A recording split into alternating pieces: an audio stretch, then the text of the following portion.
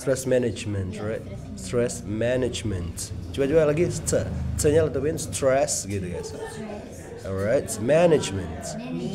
Alright, tingginya di depan, management gitu ya guys ya. Bukan management atau manajemen, no, management. Stress management. 3 kali ngomong management, right? Management. Kadang-kadang kita salah guys. Manajemen kita baca manajemen, bukan 4, 3 aja. Management. Kayak contohnya sayuran bahasa Inggrisnya apa? What is it? Vegetable. Vegetable. And then kalau favorit? 2 kali. Favorites, right? My favorite vegetable is, what is it? Kangkung. Apa kangkung guys? Nggak tahu saya kangkung bahasa Inggrisnya. What is it? Saya nggak tahu. Kalau saya nggak tahu. When I don't know about something, I'll say I don't know, because that's the attitude of the learner. When you don't know something, just tell that you don't know. So that's why you will know. It's because I only divide people. Kalau saya pribadi hanya membagi orang jadi 2 kelompok. Bukan orang sih, pembelajar. Hanya 2 kelompok saja. Number 1 bisa ditebak, stupid. Yang nomor 2 kira-kira bisa ditebak? Saya hanya membagi 2 pembelajar itu jadi 2 aja. Stupid sama bodoh dan tebak. Bodoh dan pintar. Salah. Apa kira-kira? Karena saya tidak pernah ketemu sama orang pintar enggak. Saya enggak menganggap siapapun pintar. Rajin bukan. Yang pertama adalah bodoh, yang kedua adalah arrogance, sombong. Dan saya selalu bilang ke teman-teman, ke siapapun, saya ini bodoh. Saya maunya masuk ke bodoh daripada ke arrogance. Karena bodoh bisa belajar. Alright. Tapi kan ada orang pintar, sir. Pintarnya skala apa dulu? Bahkan skala Oppenheimer yang bisa ciptain bom atom, itu masih bodoh bagi Einstein. Dia kan muridnya. Nah, pintar itu tergantung skala ukurannya masing-masing. Nah, kalau sir kok nggak ada pintar segala macam? Misalkan Steve Jobs pernah bilang saya pintar, baru saya setuju. Karena slogannya Steve Jobs apa, guys? Stay foolish. Pernah dengar? Slogannya masing-masing kan orang-orang terkenal kan beda-beda ya. Kalau Bill Gates kan no pain no gain. Ya kan?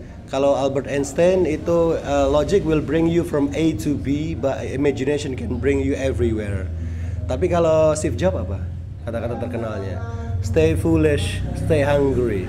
Tetaplah menjadi bodoh dan tetaplah menjadi lapar. Tuh. Apa artinya? Udah itu panjang itu.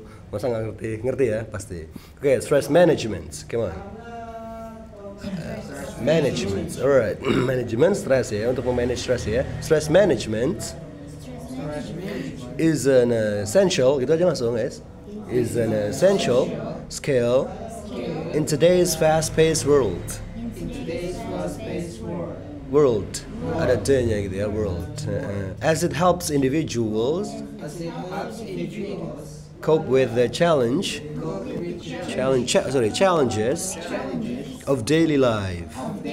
Alright, stress management stress is an essential skill, keterampilan yang pentingnya gimana? Mendasar ya, kalau essential mendasar. In today's fast-paced world, di dunia yang serba cepat ini guys. Cepatnya ini yang mana itu? Cepatnya fast ya. Kecepatan yang mana? Kecepatan yang mana? Yang vocabnya kecepatan. Kalau fast kan cepat. Kalau kecepatan biasanya kita pakai speed, ya kan? Ini kalau dia pakainya apa? Pace ya, pace. Apa bedanya pace sama speed? Speed and pace sama-sama kecepatan. Cuman kalau speed itu kecepatan yang tidak konsisten.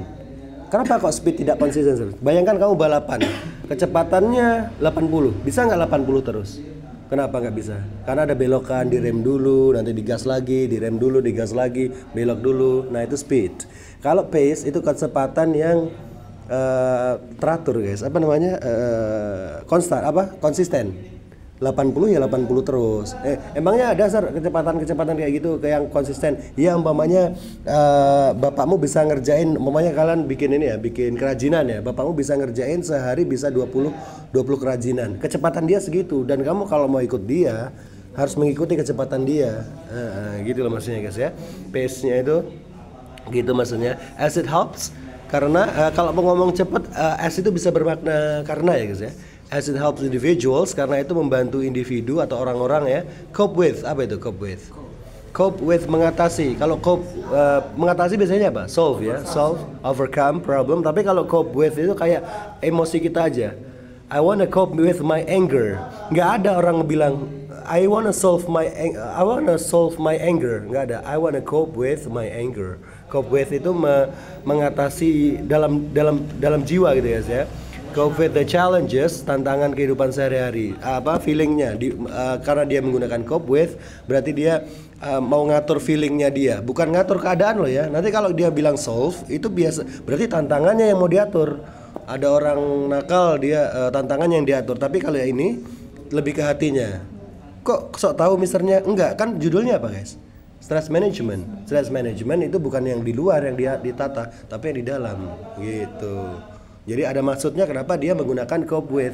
Nggak bisa dia tiba-tiba menggunakan solve, itu kurang, meaningnya kurang gitu.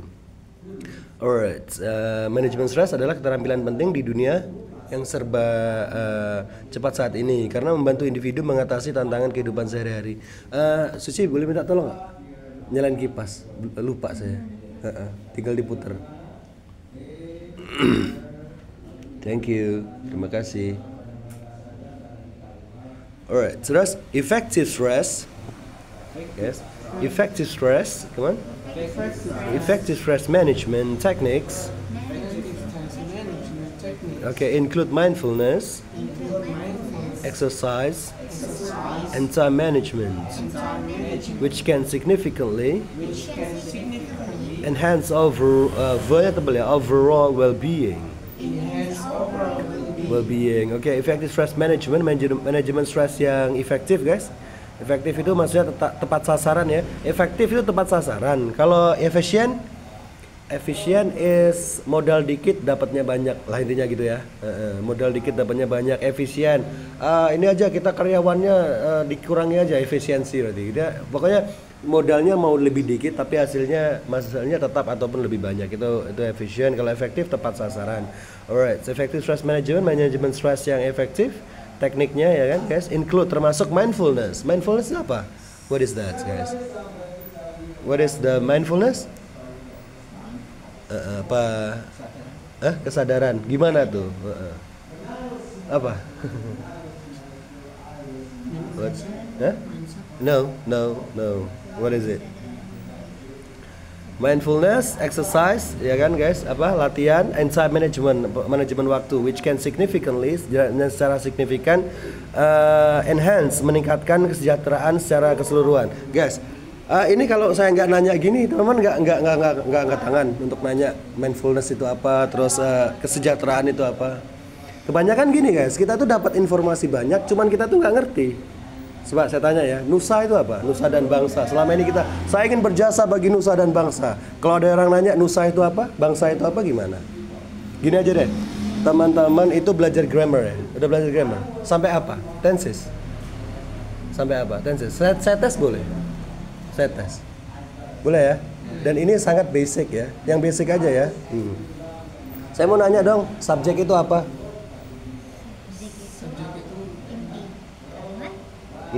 Subjek itu bisa berupa noun, maksudnya dia noun. Oke, selalu noun ya. Subjek is pelaku. Kalau pelaku mobil dicuci ayah saya, subjeknya mobil. Jadi bukan selalu pelaku. Ini inti dari kalimat. Inti kalimat. Kalau saya bilang Ronaldo mengendarai mobil, yang di intinya mana?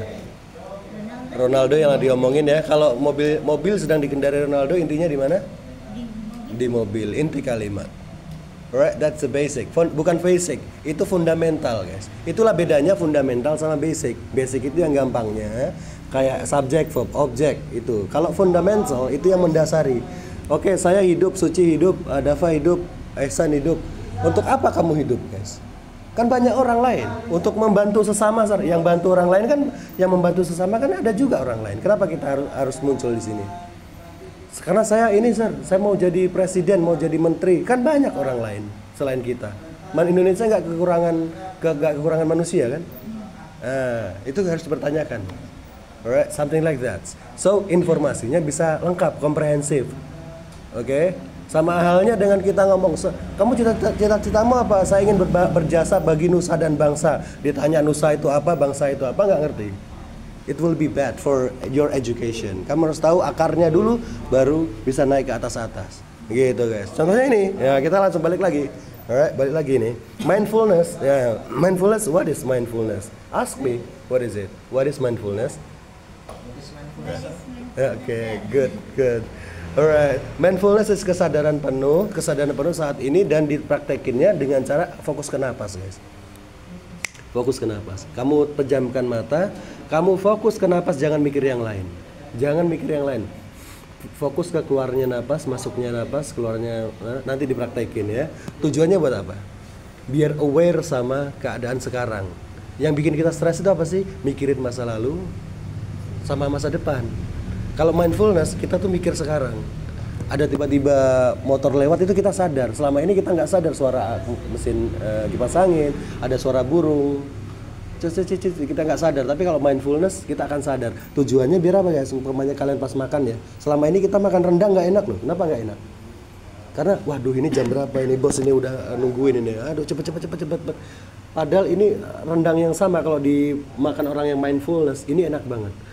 Perbumbunya dirasain banget, wah enak banget ya, wah seenak ini ya. Itu bisa dilakukan kalau mindfulness gitu guys ya. Itu untuk mengatasi stres. And then latihan tubuh exercise, right? Exercise tujuannya untuk biar ada endorfinnya guys. Kalau kita latihan tubuh itu akan menghasilkan yang namanya zat namanya endorfin. Setuju nggak kalau kita lagi patah hati, obat mujarabnya adalah menyibukkan diri? Iya kan? Menyibukkan diri. Bisa nggak menyibukkan diri? Bisa nggak menyibukkan diri tanpa gerak? Contohnya nonton YouTube gitu. Bisa-bisanya bisa aja ya, sibuk ya nonton YouTube. Tapi kamu akan tetap sedih. Karena yang bikin kamu nggak sedih itu gerakanmu. Lebih baik kalau kamu lagi sedih, patah hati, kamu main bola atau apa, jalan-jalan. Ya nonton YouTube sama aja, nanti kamu keingat lagi. Nah, itu endorfinnya memancing endorfin itu dengan gerakan gitu guys ya, exercise. Wih, udah 13 menit baru 2 kalimat loh guys. Luar biasa ini tutornya ini. Kelamaan ya. Time management. Manajemen waktu. Guys, for doing the time management you have to know about Eisenhower matrix, right? Eisenhower matrix is, saya cepat aja ya teman-teman. Ada 4 diagram gitu. Kamu bikin to-do list dulu. To-do list itu kegiatan yang mana aja, kegiatan apapun yang kamu mau lakukan, masukin lagi ke Eisenhower. Eisenhower itu nomor 1, penting mendesak. Penting mendesak. Yang nomor 2, penting tapi tidak mendesak. Nomor 3, tidak penting tapi mendesak. Nomor 4, tidak penting dan tidak mendesak. Ayo Suci, ya, kasih contohnya. Penting dan mendesak. Contohnya orang kantoran itu penting mendesaknya apa? Penting dan mendesaknya kegiatan kerjanya, meeting sama si bos. Oke, good. Kalau penting dan tidak mendesak bagi orang kantoran, namanya penting tapi tidak mendesak. Apa? Oh, penting itu, penting dan mendesak. Penting dan tidak mendesak itu kalau contohnya belajar. Belajar itu penting, tapi tidak mendesak. Lah pas kerja kok belajar dia? Nggak boleh. Mamanya dia kerja kantoran tapi dia punya cita-cita juga jadi public speaker. Mamanya ya nanti kalau kerjain dulu tugasmu. Itu belajar memang penting, tapi nggak harus sekarang, kerjain dulu tugasmu. Ya, penting dan tidak mendesak. Kalau tidak penting tapi mendesak apa? Tidak penting tapi mendesak. Telepon dari temen, bro, cepetan. Ditelepon sama temen. Ini pasti ngajak ngopi nih. Nggak penting ini, tapi dia nelponnya sekarang, ya kan? Diskon Shopee, ya kan? Penting tapi tidak penting tapi mendesak dia. Lo nggak segera-gera ya. Makanya dia nomor 3. Tidak penting dan tidak mendesak ya banyak ya, yang tidak berfaedah apapun itu. Apa sih yang tidak berfaedah? Nonton film ya? Ngopi ya? Belum tentu guys. Masing-masing orang beda-beda. Bagi seorang business owner, ngopi itu penting banget. Ngopi, networking, dia tuh lagi nyari investor. Biasanya kalau ngopinya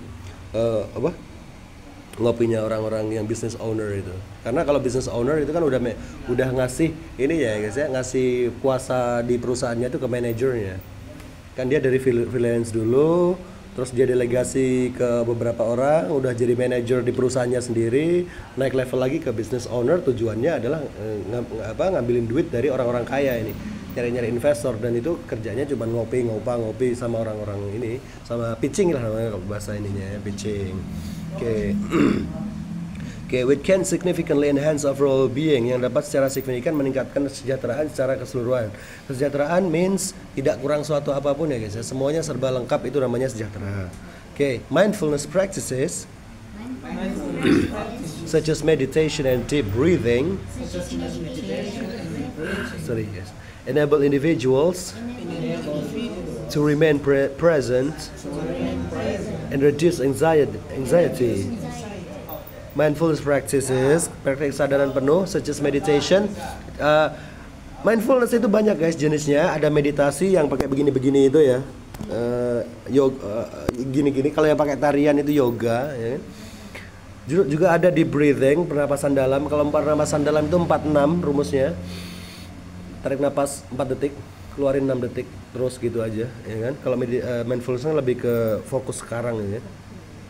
Enable apa guys? Membolehkan individuals, orang-orang to remain present, tetap ada, tetap sekarang ya, and menghindari kecemasan gitu ya. Bisa dipraktekin ya guys ya, nanti mindfulnessnya fokusnya ke napas, paling gampang, merem, fokus ke napas, jangan mikir apapun. Praktekan selama 10 menit aja. 10 menit itu udah, ngeri banget hasilnya. Saya tadi aja semenit seger banget, aja stres langsung hilang semua. Semenit padahal. Pokoknya saya guys ketemu ini kayak ketemu kata mindfulness, terus saya cari itu kayak nemu harta karun rasanya. Kayak nemu persneleng. Tentang persneleng saya nanti tunjukin guys ya. Saya bisa ngapalin 20 nomor, 20 kata dalam waktu 2 menit. Nanti saya tunjukin. Itu kan suatu harta karun yang saya temukan ya. Mindfulness juga gitu ya. Dua my treasure dalam dunia pendidikan itu guys. Hafal apa? Super memory sama mindfulness. Itu keren banget. Yang nemuin terima kasih ya. Terima kasih bagi yang nemuin. Reduce anxiety, and then regular physical activity is also crucial as it releases endorphins that acts as natural mood lifters. Pakai C guys, natural mood lifters. Aktivitas fisik yang teratur, regular ya guys ya, aman. It's also crucial, juga sangat penting mendesak ya guys ya. Penting banget, dan dia menggunakan kata crucial karena memang gerak physical activity yang teratur itu juga penting. Nggak boleh kita diem aja nggak gerak, bahaya. As it releases, karena itu bisa melepaskan endorphins yang tadi hormon ini tadi kebahagiaan, sama hormon sakit juga ya, saya pereda sakit kepala biasanya. That acts, yang bertindak as a natural mood lifter, sebagai pengangkat suasana hati yang alami. Yes. Oke, makanya nanti Suci kalau punya suami, kalau dia mau futsal biarin aja. Kalau nggak futsal dia malah gila nanti, bahaya gitu. And then additionally, effective time management skills can help alleviate stress. Sorry guys. By prioritizing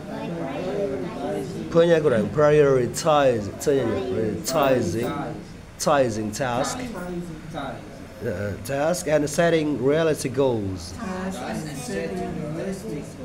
Right. Selain itu guys, effective time management skills, keterampilan manajemen waktu yang efektif, yang oke, tadi kan udah dimasukin ke diagram ini ya, Eisenhower ya. Itu baru ini udah ketahuan nih yang mana yang penting dan mendesak, baru masuk ke schedule. Nggak ada guys. Jadi kenapa sih kalian bikin schedule kok gagal terus? Saya yakin gagal. Umpamanya, oh to do list saya ini, saya schedule karena ini pakai feeling, nggak bisa. Kamu harus masukin dulu ke time to do list ini. To do list kan ngacak ya, nggak ada jamnya ya. To do list ini masukin dulu ke Eisenhower. Kayak penting mendesak, mana yang mendesak tidak penting, baru masukin ke time schedule. Baru fokuslah ke time schedule-mu, jangan dilanggar. Kalau nulis sesuatu langsung kamu taruh time schedule, nanti takut bentrok sama yang lain. Gitu biasanya. Apa tadi guys? Effective time management skills can help alleviate, bisa mengurangi, what is it? Meredakan stres dengan prioritizing, memprioritaskan tugasnya guys, and setting realistic goals, dan juga menetapkan tujuan yang realistis. Lawan katanya realistic, what is it? Unrealistic or This apa tuh? realistic. This bukan. Imaginative, guys. Imaginative, realistis atau imaginative. Gitu, guys. Skill kalau dikumpulin jadi ability. Talent apa ya? Iya, talent itu bakat alami ya, yang dari lahir punya ya. Oh iya, masuknya ke skill dia, talent. Skill kalau dikumpulin jadi skill itu keterampilan, guys. Kalau dikumpulin jadi kemampuan. Kemampuan is ability. Nah, bisanya apa kita dengan ability ini disebut? Potensi dengan ability ini, pokoknya Suci ability-nya English ya. Skill-nya banyak tuh, grammar, pronunciation, segala macam. Jadi ability bahasa Inggris. Terus dia bisa jadi menteri pendidikan. Ini apanya namanya? Potensinya disebut capability. Capability atau dalam bahasa Indonesia kapasitas, betul. Kapasitas, that's right. Asik ya bahasa ya. Alright, support from friends and family. Family, okay, plays apa nih? Vital role in stress management. Providing emotional stability. Tingginya di B, stability gitu. And encouragement, right? Support, dukungan dari teman dan keluarga. Plays a vital role, apa ya guys? Memainkan peran yang pentingnya setelah essential ya guys ya. Important, lebih tinggi dari important, essential, mendasar, lebih penting lagi vital. Lebih penting lagi ada paramounts gitu ya guys ya. Vital role in stress management. Dukungan dari teman dan keluarga memainkan peran penting dalam manajemen stres ya. Ya, providing emotional stability, memberikan stabilitas emosional dan juga dorongan. Oke. Tapi kalau ini umpamanya orangnya udah nggak punya keluarga gimana? Dia nggak punya suami, nggak punya istri, nggak punya keluarga, sebatang kara gitu guys. Gimana? Dari lingkungannya, alright. Bisa, tapi pastinya berat ya. Jadi semua orang bisa sukses nggak? Semua orang bisa kaya nggak? Bisanya bisa ya. Cuman ininya beda guys. Apa namanya? Ada yang privilege. Jangan pernah menyamakan orang yang punya privilege sama yang enggak. Kamu tahu Nunung? Nunung itu kaya, cuman habis duitnya karena dia menghidupi 30 orang atau 50 orang itu. Nggak bisa guys, maksudnya mau wah Nunung itu duit gajinya gede, dia pastinya bisa sekaya siapa gitu, Pak Jokowi atau siapa. Nggak bisa. Beda kita guys, beda, semua orang berbeda. So we have to be empathy, secara ngelihat orang kita be empathy, tapi kalau secara diri sendiri umpamanya kita ada di situasi seperti itu guys, actually you have to learn from the hiker. Hiker is mendaki gunung, dia tuh ngelihat puncak tapi dia tuh fokus sama keadaan sekarang. Kalau orang ngedaki gunung kan nggak mikirin puncak terus ya, pokoknya jalan menikmati gitu. Nikmati apa yang ada sekarang, gak usah fokus masa lalu ataupun masa depan. Kita boleh punya target but fokusnya di masa sekarang. Bayangkan guys, Elon Musk itu bahagia nggak? Enggak guys. Elon Musk itu terfokus ke ininya, target-targetnya. Ya, sehingga duit-duitnya dia nggak tahu, maksudnya tidak bisa menikmati hidup. Lah kok bisa tahu? Lah kan saya pengikut Elon Musk. Dia kan setiap keluh kesahnya kan saya tahu. dia bikin tweet-tweet gitu, saya tahu dia tuh orang yang paling tidak bahagia guys. Saya ini sangat tidak bahagia sebagai manusia. Nggak tahu ya, karena terdrive sama targetnya dia harus tercapai, get it done, I have to get it done. Prinsipnya Elon Musk, kalau teman-teman mau jadi Elon Musk ya, kalau saya sih enggak ya. If you wanna be like Elon Musk guys, pokoknya dia nggak peduli, I don't give a fuck, kata dia ya, I don't give a fuck with motivation, apalagi emotional stability, apalagi guys, luck or something like that, apapun dia nggak peduli. Dia hanya peduli pada kalau saya udah melakukan sesuatu, it has to be, I have to get it done. Saya harus menyelesaikannya. Udah, intinya fokusnya selesai. Targetnya dia apa? Sebentar. Targetnya dia naruh chip di otak manusia secara aman ya, Neuralink. Terus mengatasi kemacetan dipakai Boring Company itu. Terus Tesla lagi SpaceX mau ini ke Mars itu guys.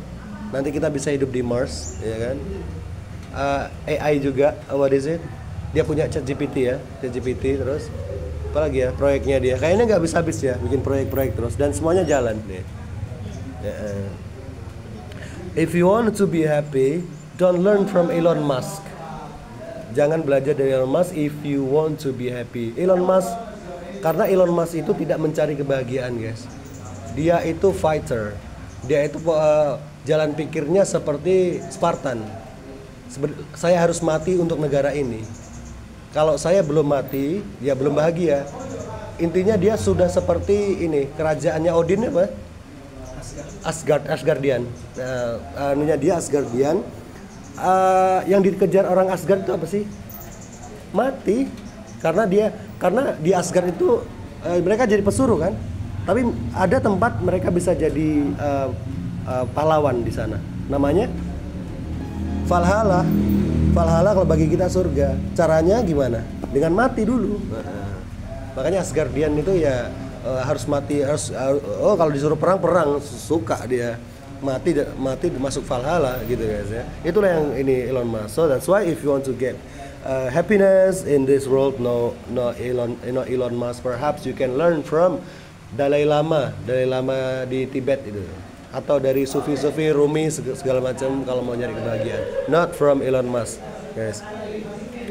Okay, and then encouragement, management stress, right? Wah, udah 10 menit. Alright, wait guys, telat ini. Terus sampai mana guys? Dukungan dari teman keluarga memainkan peran penting dalam manajemen stres, memberikan stabilitas emosional dan dorongan. Terakhir, ultimately, mastering stress management can lead to improved mental health, enhance productivity.